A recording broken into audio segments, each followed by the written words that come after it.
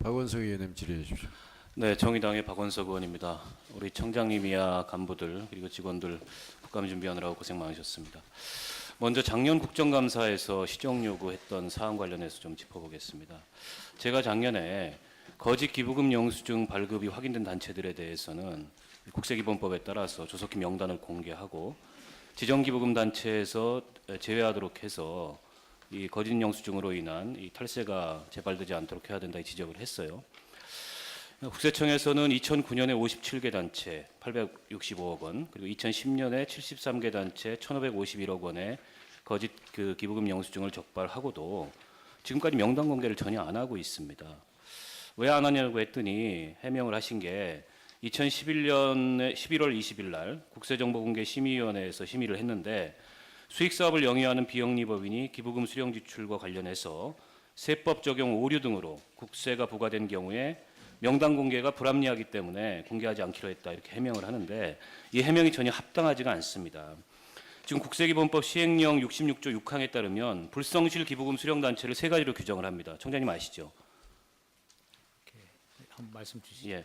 첫 번째가 최근 2년 내에 3회 이상 국세를 추징당한 단체고요. 두 번째가 기부자별 발급 명세서를 보관하지 않는 단체.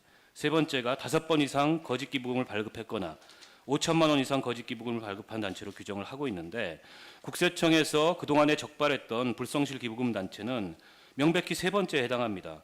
다시 말해서 기부금 영수증 장사를 한 단체들에 해당된다는 거죠.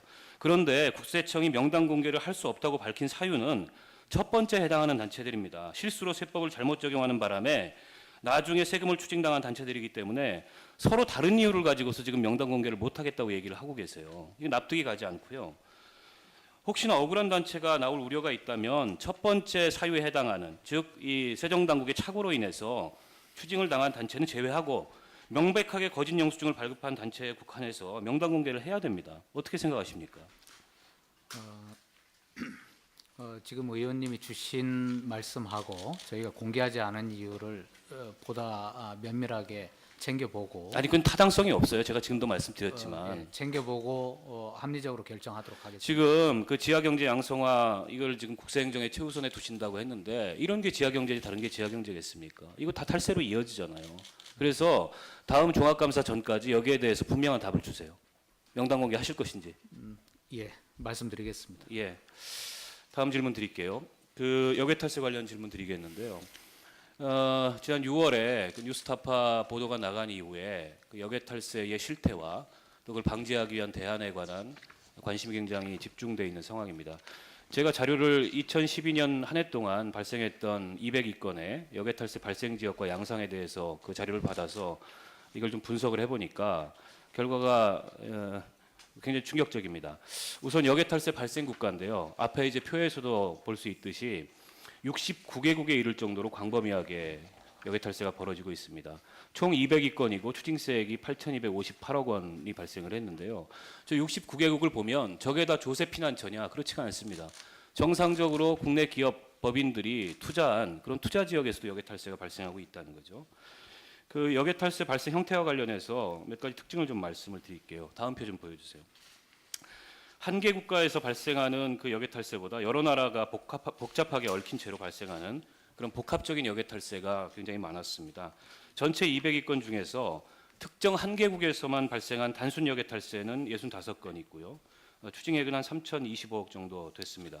반면에 나머지 137건 추징액으로 보면 한 5,200억 정도는 여러 나라가 복잡하게 얽혀 있는 일종의 복합 역외탈세인 경우가 대부분이었습니다. 그 복합 역외탈세 중에서 뭐 2개국이 관련된 역외탈세는 66건, 3개국은 뭐 37건, 4개국, 5개국 나오는데 가장 많은 국가가 관련된 경우는 총 20개국이 관련된 역외탈세도 있었습니다. 그 여기서 확인할 수 있는 것은 역외탈세라는 게 단순하기보다는 매우 복잡한 그리고 지능적인 그런 거래 과정을 거쳐서 그 발생하고 있다는 거죠. 이럴 경우에 그 건당 탈세 규모도 굉장히 큰 것으로 복잡하면 복잡할수록 그렇게 나타났습니다. 두 번째 특징을 말씀드리겠습니다. 다음 표 좀 보여주십시오. 이 두 번째는 우리 국내 기업이나 법인들의 해외 투자가 많은 곳에서 역외탈세가 많이 벌어진다는 것입니다. 그 역외탈세 발생 빈도가 가장 많은 나라, 다시 말해서 역외탈세 과정에서 조금이라도 관련이 있었던 연관 횟수를 따져보면 미국이 79건으로 가장 많았습니다. 그 다음에 중국이 63건, 홍콩이 59건, 일본이 46건인데 이게 우리나라의 해외 투자 순위와 거의 일치합니다. 지금 2013년 6월 말 기준으로 해외 투자 순위가 미국, 중국, 홍콩, 베트남. 제가 앞서 말한 순위는 미국, 중국, 홍콩, 일본이었는데 베트남이 그 다음 순위거든요. 여객 탈세가. 그러니까 해외 투자가 많은 곳에서 여객 탈세가 많이 벌어지고 있다는 것을 확인할 수 있었습니다.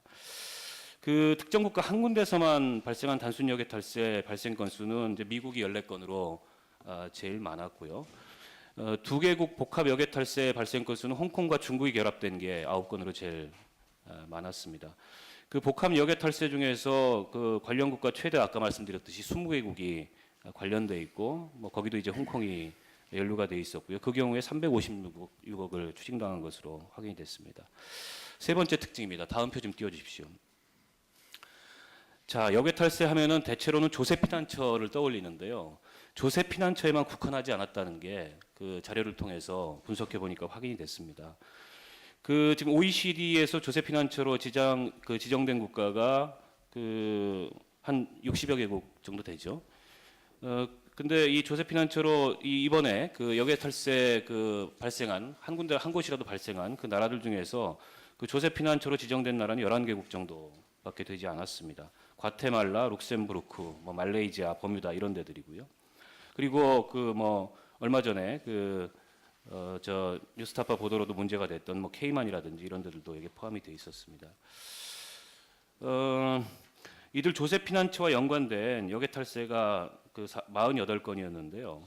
순수하게 조세피난처에서만 발생한 그 다른 지역하고 엮이지 않고 그건 10건밖에 되지 않았고요. 나머지 38건은 다른 지역하고 결합돼서 이렇게 나타난 것으로 확인이 됐습니다.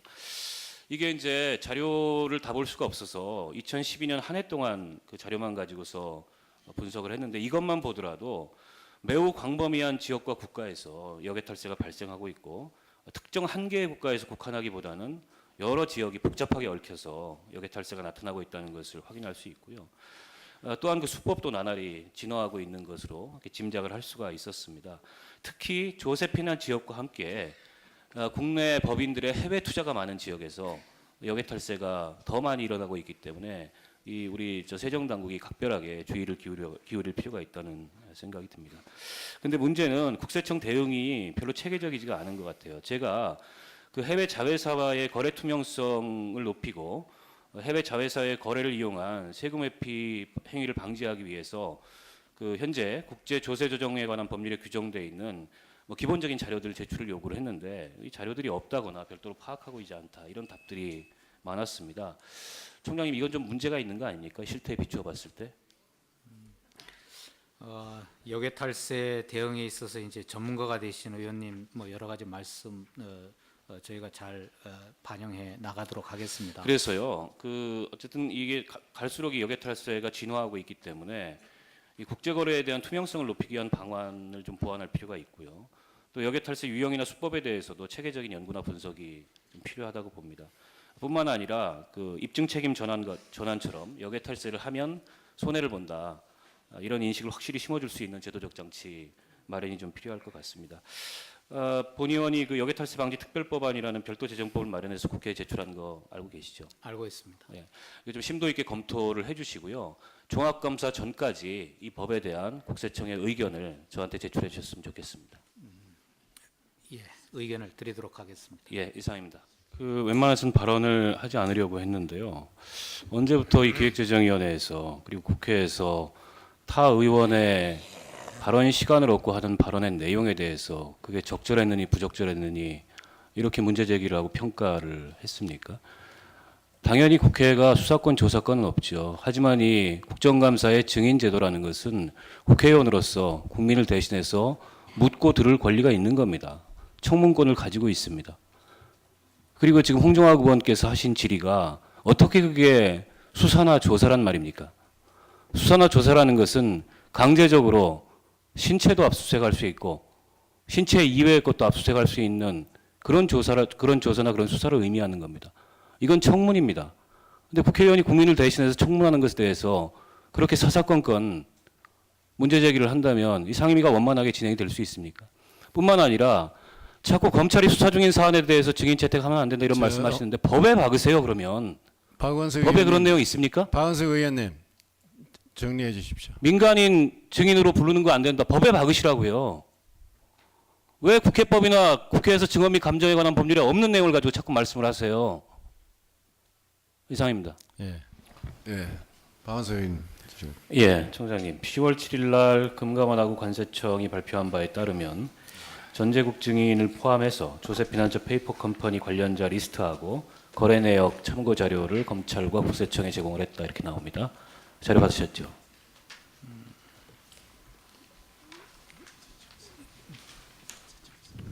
모르십니까? 예, 제가 챙겨 보겠습니다. 아니 챙겨보는 게 아니고 아니 자료를 일일이 금감원에서 받는 이렇게 것을 발표를 했어요. 아니, 받을 때마다 제가 확인하지 못했다는 점을 말씀드립니다.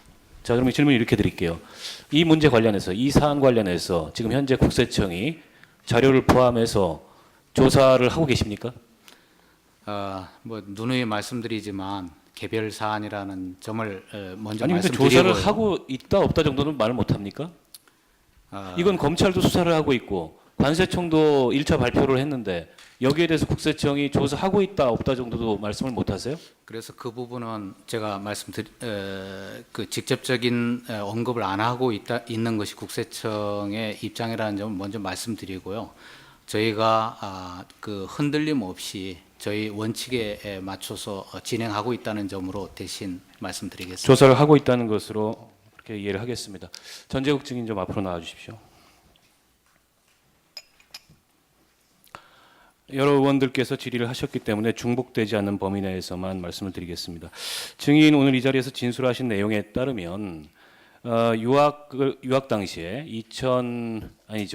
83년부터 89년 미국에서 유학 당시에 쓰고 남았던 돈을 미국에 보관하고 있다가 더 이상 미국에 보관하기가 좀 어려워서 관리할 목적으로 그걸 싱가포르 아랍은행으로 옮겼다. 요약하면 이런 거죠.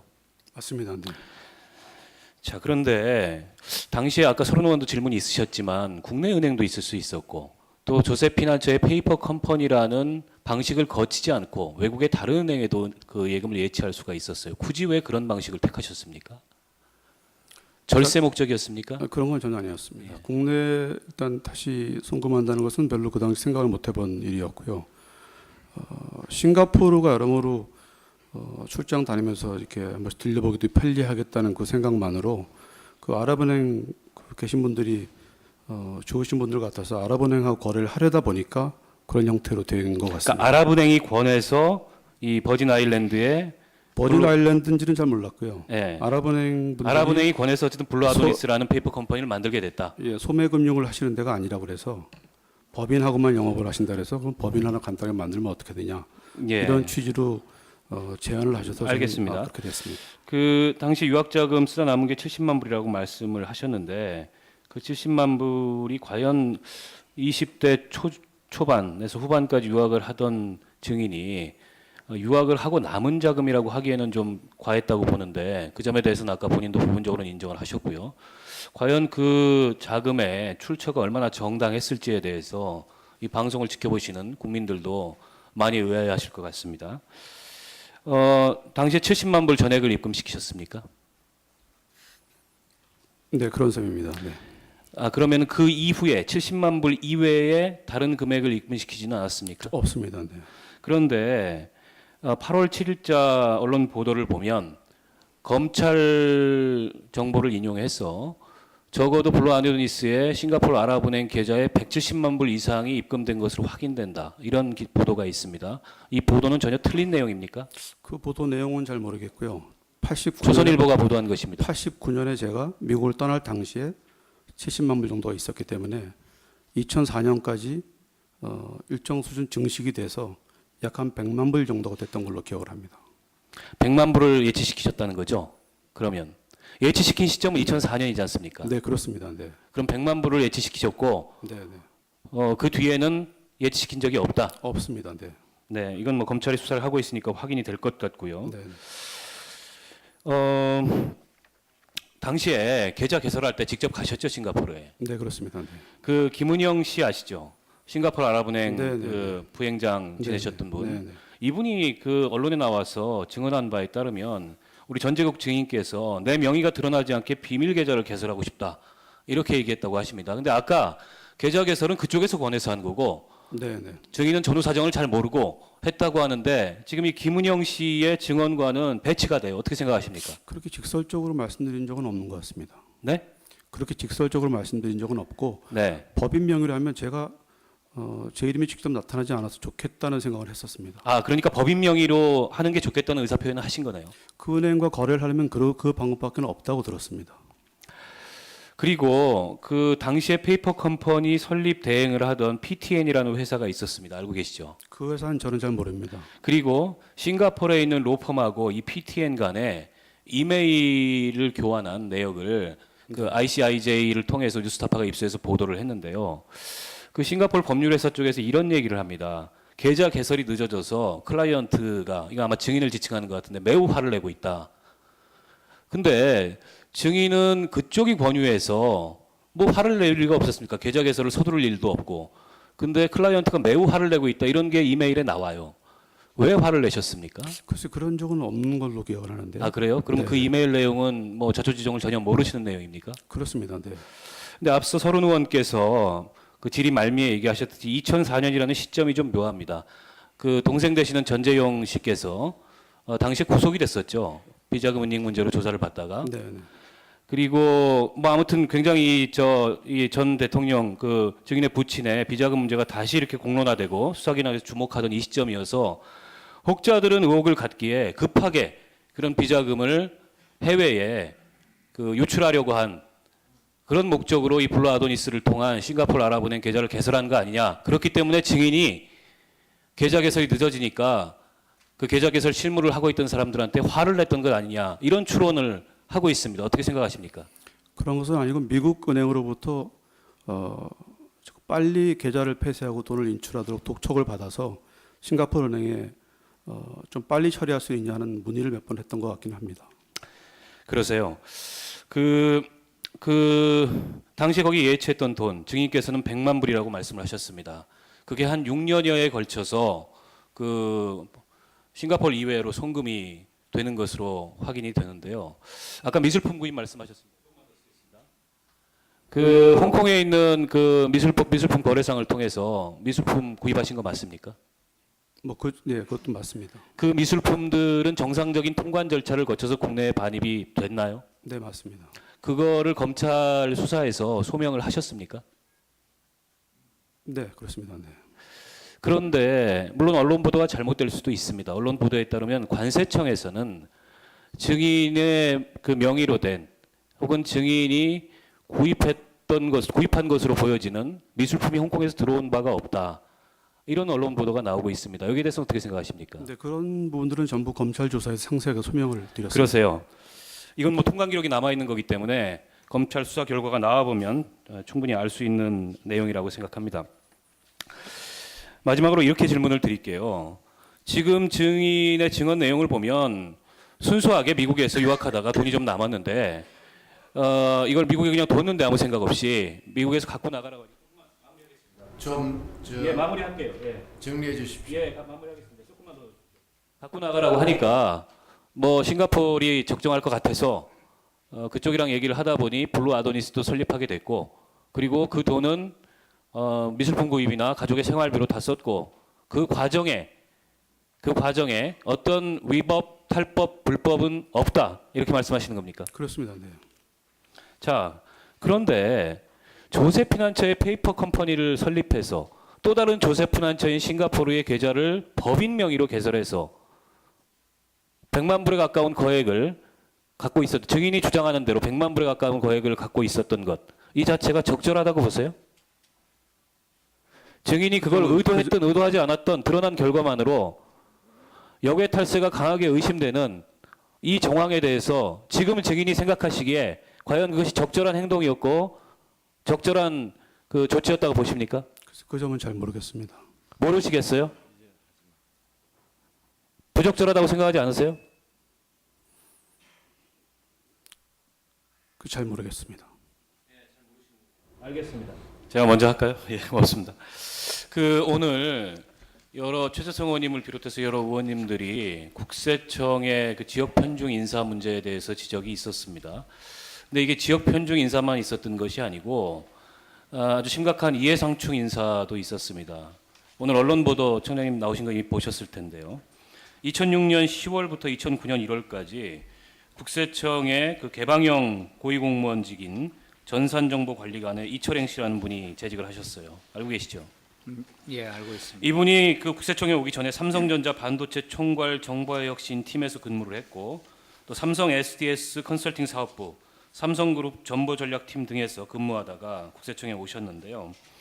아시다시피 국세청 전산 관련 계약 대부분은 이른바 그 시스템 통합을 사업을 하는 빅3라고 얘기하는 삼성 SDS, LG CNS, SK CNC 여기에 돌아가고 있습니다.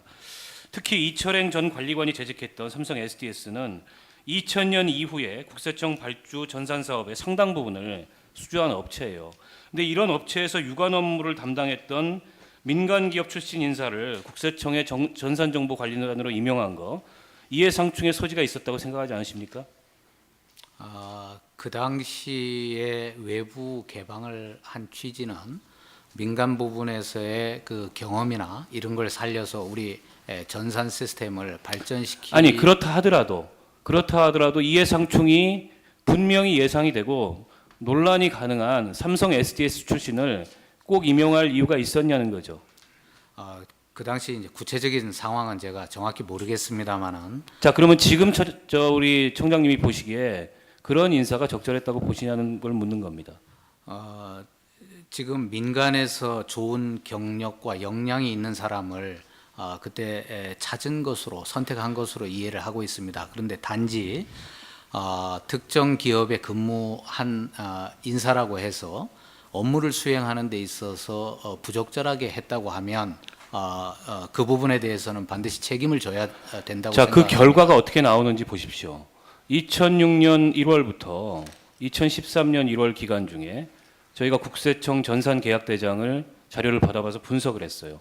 이철행 전 관리관 재직 기간 중에 삼성 SDS, 삼성전자, 그리고 삼성전자 서비스 이 삼성 계열사가 총 709억 원의 국세청 전산 관련 계약을 수주를 했습니다. 이게 어느 정도 비중이냐면 같은 기간 전체 전산 관련 계약 금액 1,610억 원의 44%입니다. 이 정도면은 명백한 이해상충이고 경우에 따라서는 이게 국세청과 삼성 간의 유착이다 이렇게 볼 수 있는 소지도 있는 거 아닙니까? 저는 그 제가 이해하는 범위 내에서는 그 수주하는 관계는 조달청을 통해서 객관적으로 이루어지고 있습니다. 물론 그렇다 하더라도 그런 상황에서 그 입찰이나 그 용역 심사에 있어서 굉장히 핵심적인 지위에 있을 수밖에 없는 사람이 전산정보관리관이지 않습니까? 그 사람이 출신한 업체에 거의 몰아주기로 이 용역이 수주됐다는 것은 누가 봐도 명백히 문제가 있는 거잖아요. 저는 그 부분을 한 번 더 따져보겠습니다. 예. 자, 이분이 2009년 1월에 퇴직을 하는데 그 뒤에 다시 바로 삼성 SDS로 돌아갔어요. 현재 지금 삼성 SDS 그 통합 서비스 팀장을 맡고 있는 것으로 확인이 됐는데요. 아시다시피 삼성 SDS 통합 서비스 팀은 이 삼성 SDS가 국세청에서 수주한 그 시스템 통합 관련 업무를 관리하는 조직입니다. 현재 관리를 하고 있어요. 이분이 비록 공직자윤리법에 따라서 공직자윤리위원회 승인을 받고 재취업을 했다고 하지만 유관 업무를 맡았던 사기업 출신 인사가 개방형 공무원으로 왔다가 그리고 유관 업무를 담당하던 그 이 기관에 이렇게 임용된 것도 부적절한데 퇴임 후에 바로 다시 소속 기업으로 돌아간 것. 이 전 과정을 보면 명백히 이해상충이 있지 않습니까? 이 과정이 자연스럽다고 보세요, 총장님? 의원님이 말씀하시는 취지는 제가 이해하겠습니다만 그 단계마다 적법한 절차를 거쳐서 추진된 것으로 제가 보고를 받았고요. 그리고 아니 수주와 관련해서 우리 옛말에 그 배나무 밑에서는 가끔도 매지가 말라 그랬어요. 그런 근데 부분에 다른 대해서 것도 아닌 국세청에서 명백히 이렇게 이해상충이 보이는 이런 인사를 하고도 뿐만 아닙니다. 이분 후임으로 오신 분은 임수경 씨라고 LG CNS에서 있다가 국세청에 오셨다 지금 KT로 갔는데 이분도 한 3년 정도 국세청에 근무를 했어요. 이분과 관련된 이해상충이 또 앞으로 어떻게 발생할지 모릅니다. 뿐만 아니고 국세청에서 97년에 국세통합 시스템을 그 2001년, 2007년 사이에 외부로 전환하고 조금만 더 주십시오. 97년에 구축했던 조금만 더 주세요. 시스템을 2001년, 2007년 사이 외부로 그 전환하고 개편을 한 뒤에 이철행 전 관리관이 재직하던 시기에 이것을 차세대 국세통합 시스템으로 전환하는 방안을 마련을 해요. 입안을 합니다. 그리고 이철행 전 관리관이 퇴임한 뒤에 공교롭게도 지금 이철행 씨가 소속돼 있는 삼성 SDS가 이 사업 전체를 거의 수주하다시피 합니다. 이게 거의 2천억 규모의 사업인데 1단계 사업에서 409억 규모 1단계 사업에서 LG CNS와 SK CNC를 제치고 삼성 SDS가 수주를 했고 올해 7월 달에 1,588억 규모의 2단계 사업도 삼성 SDS가 수주했습니다. 단순하게 얘기를 하자면 본인이 입안하고 설계한 사업을 민간 기업으로 와서 본인이 수주한 거예요. 저는 그것이 사실관계가 제가 알고 있는 것과 다르다고 생각합니다. 사실관계가 뭐가 다릅니까? 지금 차세대 시스템에 대한 계획과 프로젝트를 시작한 것은 임수경 국장이 있을 때로 이해하고 있습니다. 그렇습니까? 그것은 저희가 업무 추진 과정을 가지고 설명을 드리도록 하겠습니다. 구축한 통합 시스템을 외부로 전환하고 개편한 뒤에 그 뒤부터 차세대 통합 시스템에 대해서 구상을 하고 있던 거 아닙니까? 지금 제가 그 구체적인 내용을 정확히 모르겠습니다만은 여러 가지 방안들이야 생각할 수 있지만은 실제로 사업을 입안하고 추진하고 하는 것이 이제 책임 있는 추진 단계라고 생각을 합니다. 그래서 그것은 제가 알기로는 임수경 국장 때 시작된 것으로 알고 있습니다. 조금 임수경 국장 때 했다고 했는데요. 그럼 이후에 그 차세대 통합 시스템 관련해서 또 다른 이해상충이 그분이 지금 옮겨간 기업과 관련해서 나타날 가능성도 없지 않아 있다고 보여집니다.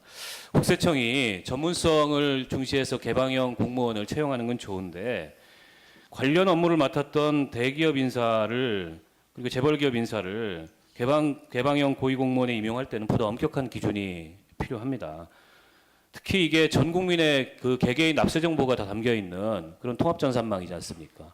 근데 이거를 담당하고 이거를 관리하는 최고위직 인사에 그 이해상충이 있었거나 이해상충이 예상되는 그런 대기업 출신의 인사를 임명한다는 것은 누가 봐도 이건 납득하기 어려운 인사입니다. 이 점에 대해서는 차후에 이런 식의 인사가 다시 벌어지지 않도록 청장님께서 주의를 해주셔야 됩니다.